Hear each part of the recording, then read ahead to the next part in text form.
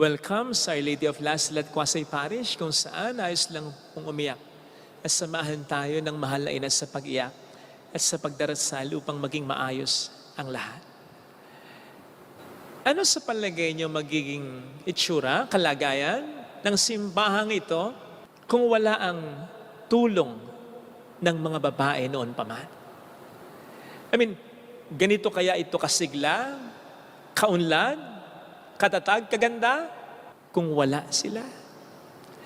Narinig po natin sa ating ebanghelyo, ngayong kapistahan ng mahal na birhen ng Laslet, isang babae, ang role na ginampanan ng mga babae noon pa man para sa ating inang simbahan. Sinasabi dito na sila ang pangunahing tumustos sa pangangailangan ni Kristo at ng kanyang mga disipulo para sa kanilang pampubliko ministeryo. Umalis siyempre si Kristo at ang mga disipulo sa Capernaum na home base nila upang ang mabuting balita ay mas maipahayag sa mas marami pang iba.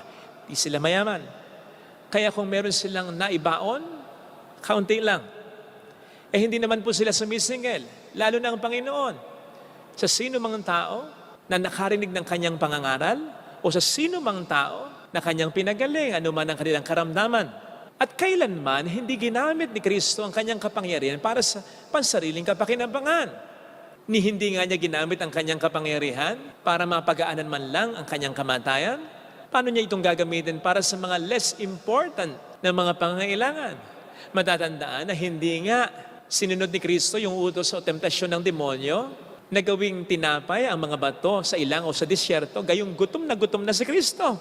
Oh yes, minsan, inutusan niya si Pedro na kumuha ng isda mula sa ilog, and upon his instruction, ibuka ang bibig nito at makakakita daw ng salapi si Pedro. At ganun nga ang nangyari. Pero hindi ito para pagkain nila, upang ibigay lamang na buwis sa templo, upang hindi mag-create ng confusion si Kristo sa mga tao. Kasi nga, pinakikinggan siya, pinamamarisan siya ng mga tao. So, hindi pa rin yun para sa kanya. And besides, hindi niya sinabi kay Pedro, total naman nakakuha ka ng pera sa isda, diyan ka na lang sa ilog, diyan ka na lang sa dagat, mangisda ka ng mangisda, nang marami tayong pera. Hindi. Hence, kailangan ni Kristo ng suporta. At yun ang ibinigay ng mga babae sa ebanghelyo sa kanya. Ang ari-arian nila, ang tinustos nila sa pangangailangan ni Jesus at ng kanyang mga alagad.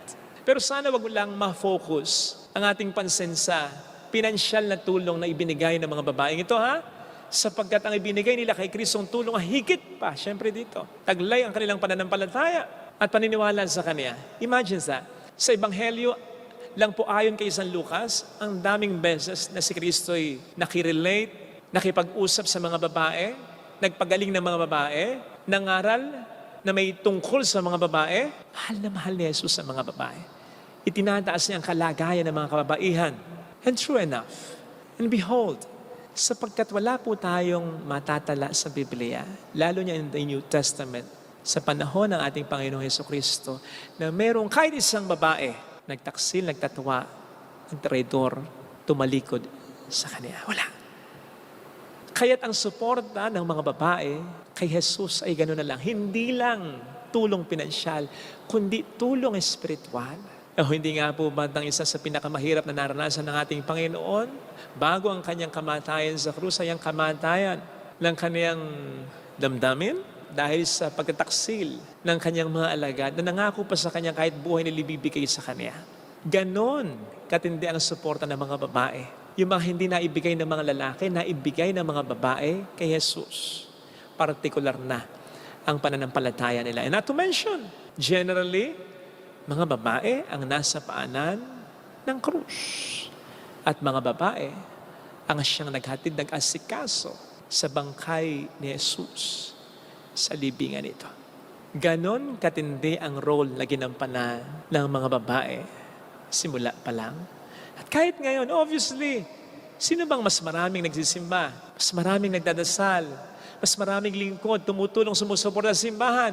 Sorry, hindi kalalakihan kundi mga kababaihan. Kaya wag nating maliitin ng role. Napakalaki ng role nila. Sinisigurado ko po sa inyo, magiging pangit ang itsura, magiging mababa ang enerhiya, magiging mabagal ang pag-unlad ng simbahang ito kundi dahil sa kanila. Ganyan, katindi ang role nila sa simbahan at sa kanilang mga munting simbahan, sa kanilang mga tahanan. Gayon din naman, hindi ko po alam, hindi ko sigurado kung ganito rin magiging kasing ganda ang istorya ng ating kaligtasan kung wala ang pangunahing role ng mahal na ina. Of course, ang kaligtasan natin ay hindi galing kay Maria. Galing ito kay Jesus. Kaya kahit wala si Maria, maliligtas pa rin tayo. Pero ang punto ko ito ang istorya ng kaligtasan na pinush ng Diyos.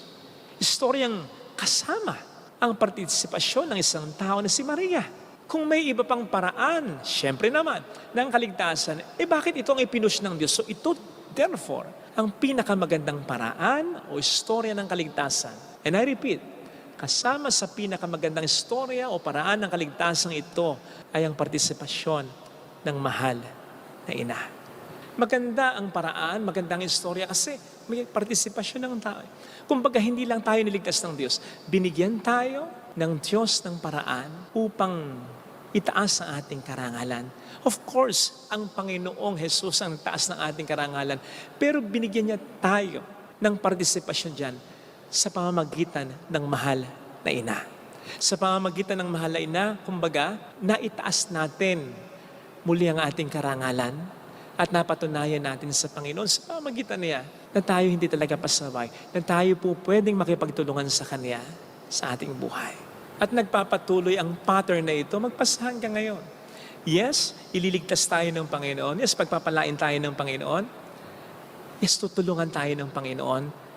Pero nandun dapat ang ating partisipasyon sapagkat yun ang magpapaganda ng istorya. If you'll just try to look back sa mga problemang ating nalampasan, walang duda na ang pinaka-ahente, pinaka-agent ng mga pagbabago, ng pagliligtas, ng biyaya ay ang Panginoon. Pero kung titingnan din naman din natin, meron tayong mga ginawa kahit na sa Diyos tayo nagpapaubaya. Meron tayong mga ginawa kahit na sa Diyos tayo sumasampalataya. Meron tayong mga inaccomplish kahit ang Diyos ang siyang nagtapos ng lahat. Yun ang nagpapaganda sa storya ng kaligtasan ng ating buhay.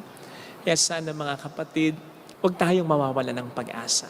Sapagkat kapag tayo nawala ng pag-asa, doon na tayo nagsisimula na hindi kumilos. Doon na tayo nagsisimula na mag-give up. Doon na tayo nagsisimula na hindi makakita ng dahilan upang tayo patuloy na umasa. Gawin po natin ang ating parte na hindi naman inihanap ng Panginoon na malaking parte. Basta huwag tayong mawawalan ng pag-asa. Sapagkat mayroon tayong Diyos na siyang magtutuloy ng ating sinisimulan, magpupuno ng ating kakulangan at magtutuwid pa nga ng ating mga kamalian. Basta't tayo makipagtulungan lang. At meron pa tayong mahal na ina, ang mahal na bira ng Lazaret, upang tayo ay ipagdasal. Ito sana mga kapatid ang ating pagdasal na biyaya sa ating banal na pagdiriwang.